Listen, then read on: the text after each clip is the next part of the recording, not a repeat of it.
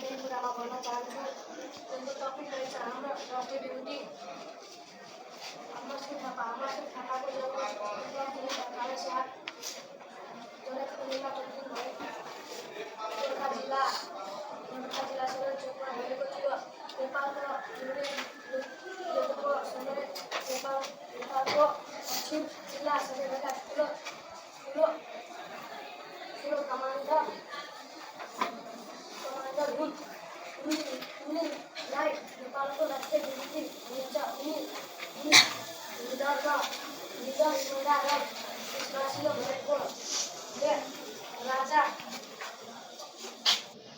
राजा रणबहादुर शाहको विश्वासिलो पात्र थियो। अङ्ग्रेजसँगको युद्धमा सुदूरपश्चिम चलाक क्षेत्र